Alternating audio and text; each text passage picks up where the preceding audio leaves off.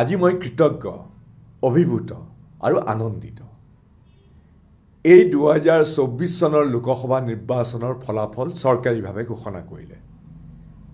নিৰ্বাচনত সাধাৰণ ভোটদাতা ৰাইজে এইবাৰ অতি দৃঢ়তা আৰু প্ৰত্যয়েৰে নিজৰ নিজৰ ভোট প্ৰদান কৰি অসমৰ বক্ষস্থলৰ পৰা চাৰিওফালে এনে এটা বাৰ্তা ৰজনজনাই দিলে যে নগাঁও লোকসভা সমষ্টিৰ জাতি, ধৰ্ম, ভাষা নিৰ্বিশেষে কি সংখ্যাগুৰু, কি সংখ্যালঘু, সকলো শ্ৰেণীৰ ভোটাৰে আমাৰ সমাজত ধৰ্মীয় গোড়ামীৰে সৈতে বিষ-বাষ্প ছটিওৱা সাম্প্ৰদায়িক আৰু আমাৰ মাজত বিভাজন কৰা বিভাজনকামী শক্তিক আজি এই নিৰ্বাচনৰ যোগেদি প্ৰত্যাখ্যান কৰিলে।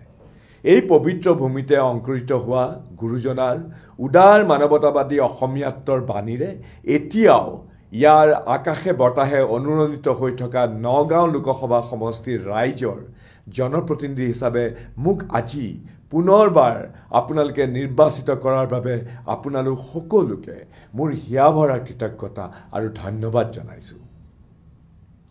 মই আপোনালোকৰ এজন যোগ্য প্ৰতিনিধি হিচাপে আপোনালোকৰ এক শক্তিশালী আৰু উন্নয়নমূলক কণ্ঠ হিচাপে সমাজত সকলো শ্ৰেণীৰ বিভাজনৰ বিৰুদ্ধে কাম কৰি যাবলৈ লগতে আৰু অধিক পৰিশ্ৰম কৰি যাবলৈ আজি আপোনালোকৰ ওচৰত মই প্ৰতিশ্ৰুতি দিছোঁ।